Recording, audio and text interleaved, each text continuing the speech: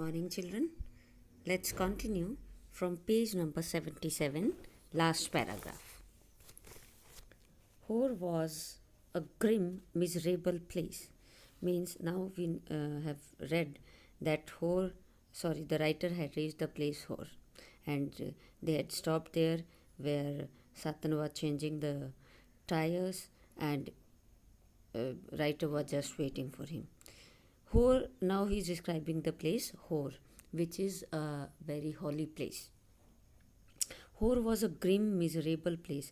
Grim means very sad.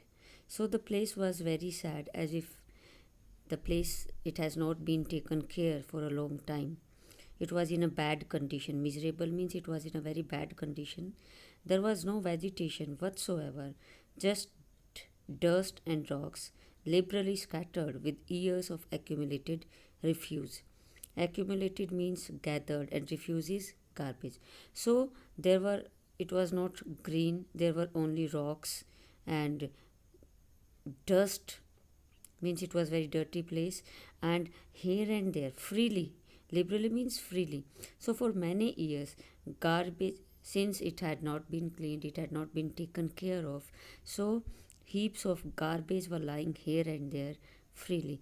Dust has accumulated there everywhere, which was unfortunate given that the town sat on the shore of Lake Mansarovar, and it was very unfortunate, it was very unlucky to have that, because where it was situated on the shore of Lake Mansarovar, which is a very sacred place, which is a very holy river. So Tibet's most, now the next page, children, Tibet's most venerated stretch of water. Venerated means auspicious, holy, or sacred, you could say. Since the place was situated at such a on the banks of such a sacred river, Mansarovar, but still it has not been taken care of, and it was all filled with dust and rocks and no vegetation. Ancient Hindu and Buddhist cosmology pinpoints Mansarovar as the source of four great Indian rivers, and according to our Indian mythology, cosmology, it is the study of universe, and according to Hindu and Buddhist cosmology, it was said that Mansarovar is the source of four great Indian rivers. Means the four great Indian rivers, which one? The Indus, the Ganges, the Satluj, and the Brahmaputra. They get their water from this river Mansarovar. So it was very sacred, it was very holy river. Actually, only the Satluj flows from the lake, but the headwaters of the others all rise nearby on the flanks of Mount Kailash. So the reality is actually that only the river Satluj, it gets its water from the lake, but the remaining three rivers, the Indus, the Ganges, and the Brahmaputra, they get their water from the flanks, from the sides. They get their water from the sides of the mountain Kailash. We were within striking distance of the great mountain, and I was eager to forge ahead. Forge ahead means to move ahead. Now the author has reached very much close to the mountain Kailash, and he was very eager, he was very anxious to move forward, very keen to move forward. But I had to wait. Satan told me to go and drink some tea in Hor's only cafe, which, like all the other buildings in town, was constructed from badly painted concrete and had 3 broken windows. So, but he was very eager to move forward towards Kailash, but Satan told him to wait there, and he asked him to have some coffee from the nearby cafe. That was the only one cafe of the place, Hor, and this cafe, it was very badly painted, means it was not in a good condition. The paint was, it was torn away from everywhere, and the condition of the other buildings was also the same in the whole town. All the buildings, they were not good looking, they were very badly painted, and the cafe, he's describing the cafe now. The cafe had 3 broken windows. It means the condition of the cafe was not good. but the good view of the lake through one of them helped to compensate for the drought. But what he said now, that from those broken windows, writer had uh, the writer can see the lake. It was possible for him to have a good view of the Lake Mansarovar, and that compensated for the whole. But he had seen the bad things, but the view of the lake, it compensated for all that.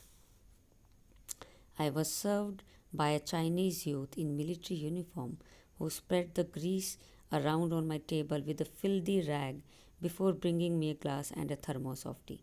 So he was served by a Chinese young boy there who was wearing a military uniform, and before bringing him the tea, he cleaned his table with a dirty torn cloth. Filthy rag means uh, torn cloth which was already very dirty. So, and by doing that, the by cleaning the table with that dirty torn cloth, the table was more greasy. It became more dirty rather than getting cleaned. So, and after that, after cleaning that table, he brought him a glass and a thermos of tea. Half an hour later, Satan relieved me from my solitary confinement, and we drove past a lot more rocks and rubbish westwards out of the town towards Mount Kailash. So he stayed there for half an hour, and after that, then Satan came and he just gave him company. He removed his loneliness. Solitary is loneliness. Confinement also means left alone. So till then he was alone there, but when Satan came, his loneliness was gone, and then they together get into their car and they drove towards Mount Kailash, and the whole area, it was again very rocky and it was covered with dust and dirt everywhere, and then they moved towards the west direction that leads them towards Mount Kailash. My experience in Hor came as a stark contrast to accounts I had read the early travelers' first encounters with Lake Mansarovar. So, this paragraph is important, children. This can be asked who had the writer had read about whom. So his first experience in horror, it came as a stark contrast means it was sheerly opposite to what he had read about earlier writers, those who had traveled or those who had come to Hor. What they had written about that, they had showed a very good picture of Hor, but what the writer had experienced, that was totally opposite of that. So it was opposite to the account he had read of earlier travels, first encounters with Lake Mansarovar. Kawaguchi, a Japanese monk who had arrived there in 1900, was so moved by the sanctity of the lake that he burst into tears. Now he is telling his what he had read. So it was a Japanese monk, a Buddhist saint, you can say, whose name was Akai Kawaguchi. What he had written about Lake Mansarovar was that when he came there in 1900, he was so moved, means he was so filled with the sanctity, means the purity the of the Lake Mansarovar, that he burst into tears. Means when he reached there, it was so pure, it was so clean, Mansarovar, that he can't control his emotions, and he burst into tears. And children, maybe that the writer had came so many years after the Buddhist monk, so, and maybe at that time the place was pure because people, maybe that people were not living there, it was not uh, a town. So, and now since people had started living there and visitors also have started coming there, and government is not paying attention on its you can say the cleanliness, so maybe that's why there was all dust there. But earlier what the Buddhist monk had sorry the Japanese monk is a Buddhist saint, so this was a Japanese saint. So he had described Hor as a very beautiful pure place, and he was so overcome with that purity that he can't control his emotions and he started crying there. A couple of years later, the hallowed waters had a similar effect on Sven Hedin, a Swede who wasn't prone to sentimental outburst. So the next who had visited was Swedish, a person who belonged to Sweden, and his name was Sven Hedin. After the Japanese monk, after many years of his visit, this Swede had come here, Sven Hedin. He had come here to visit that place, and it also had the same effect on the this Sven, and hallowed is holy. So the holy water again had the same effect on Sven Hedin, and generally he was not like to became emotional. A prone to sentimental outbursts mean he generally don't become emotional very easily. But when he came here, and when he saw that the lake Mansarovar, he was not able to control his emotions, and he also started crying. Tears came into his eyes by seeing that so pure, so clean it was, so pure it was. It was dark by the time we finally left again, and after 10:30 p.m. we drew up outside a guest house in Darchan for what turned out to be another troubled night. Now, when they stopped again, when they left that place and when they stopped again, it was 10:30 p.m. It was night time and it was 10:30, and they stopped outside a guest house in Darchan. Now they had reached Darchan, and they stopped there at a guest house, and which again was a very difficult night for the writer. Kicking around in the open air rubbish dump that passed for the town of four had set off my cold once again. Now, when he was there in Hor, and since the whole place was very dirty, it was filled with dirt.